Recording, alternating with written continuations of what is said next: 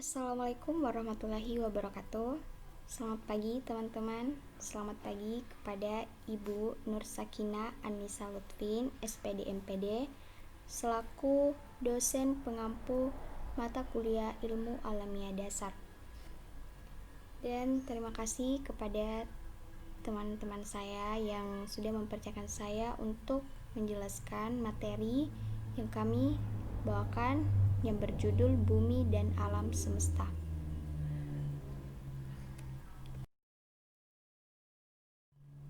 Ada beberapa sub pokok pembahasan yang saya akan jelaskan. Yang pertama, bulan. Kedua, kehidupan di luar bumi.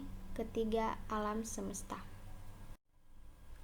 Sebelum saya menjelaskan ketiga sub pembahasan tadi, terlebih dahulu saya akan menjelaskan apa itu bumi. Bumi hingga saat ini merupakan satu-satunya planet pada tata surya yang di dalamnya terdapat kehidupan, seperti kita. Sekarang kita ini berada di permukaan bumi.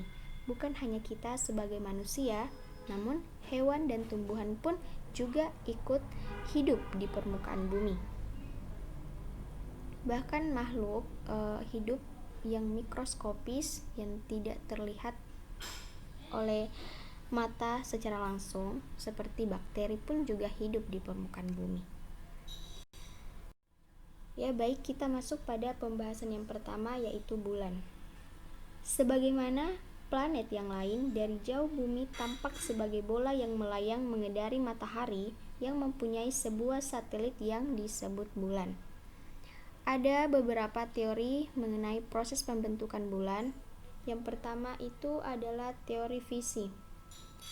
Teori ini menyatakan bahwa bulan berasal dari calon bumi pada saat masih belum memadat. Menurut pendukung teori ini, proses fisi dibuktikan oleh komponen pokok pembentuk bumi dan bulan bersama. Kedua adalah teori penangkapan. Teori penangkapan menyatakan bahwa bulan datang dari daerah lain di tata surya. Pada suatu ketika, benda langit yang akan menjadi bulan ini bergerak cukup dekat dengan bumi sehingga akan mengalami tarikan gravitasi bumi. Ya, gaya tarik gravitasi bumi menyebabkan benda langit tersebut mengorbit bumi dan menjadi satelit bumi, yaitu bulan. Ketiga adalah teori kondensasi. Teori ini menyatakan bahwa bumi dan bulan terbentuk bersama-sama dari sumber bahan yang sama secara terpisah. Keempat, teori tumbukan. Teori ini menyatakan bahwa bulan terbentuk dari sebuah tumbukan material bumi dan materi penyusun bumi. Penyusun benda langit. Dan lainnya itu adalah teori lemparan. Ya, kita masuk pada pembahasan kedua, yaitu kehidupan di luar bumi. Adanya kehidupan memerlukan persyaratan yang amat ketat. Sampai saat ini, para ilmuwan masih berspekulasi tentang adanya kehidupan di luar bumi. Secara umum itu terbagi menjadi dua kubu. Kubu pertama yakni bahwa di alam semesta tidak ada kehidupan lain selain di bumi. Sedangkan di kubu kedua meyakini bahwa di luar bumi ada banyak kehidupan. Seperti dalam buku Mirrored Earth karya Michael Lemonick disebutkan bahwa kemungkinan adanya kehidupan di luar bumi memang ada. Disebutkan salah satu bulan milik Jupiter bernama Europa. Ya, ini adalah Europa.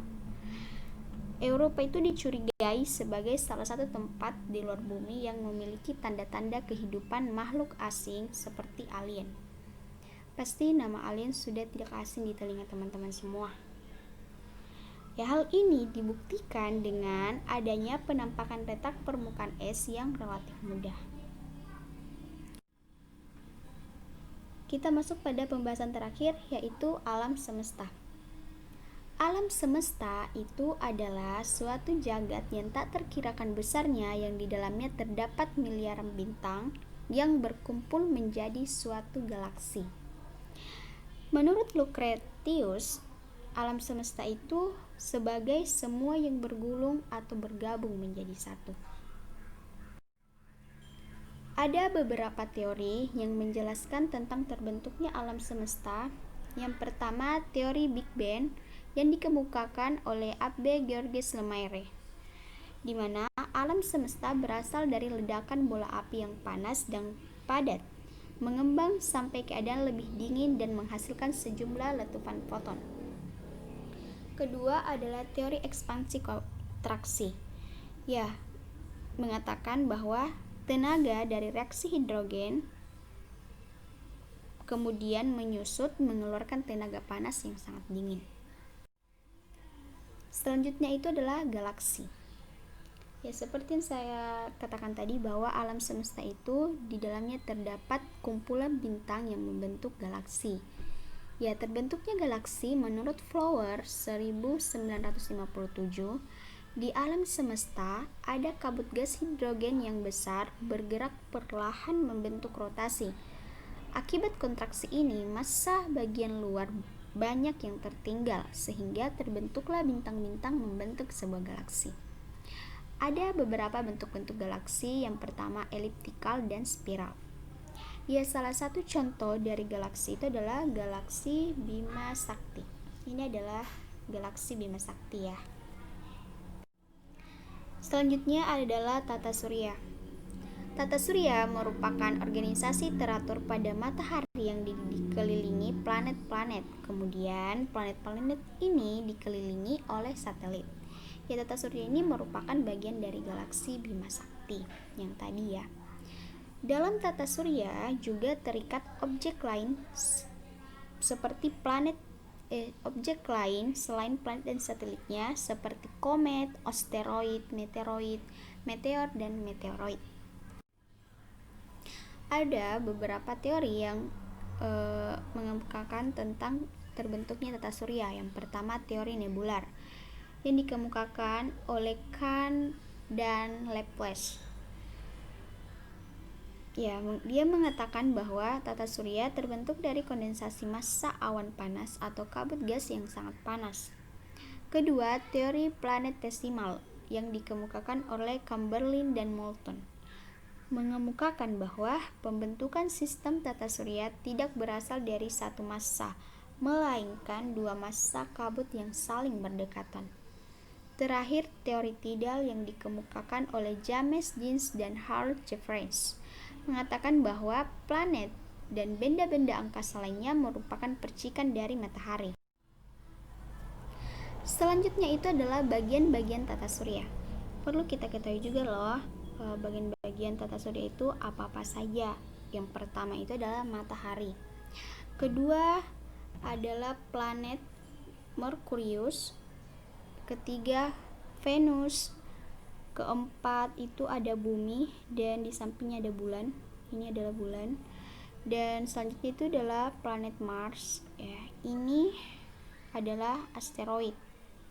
Dan selanjutnya itu adalah planet Jupiter. Planet Saturnus itu planet yang memiliki cincin. Uranus dan Neptunus. Ya, ini adalah ada Pluto, namun Pluto ini sudah tidak dianggap sebagai planet.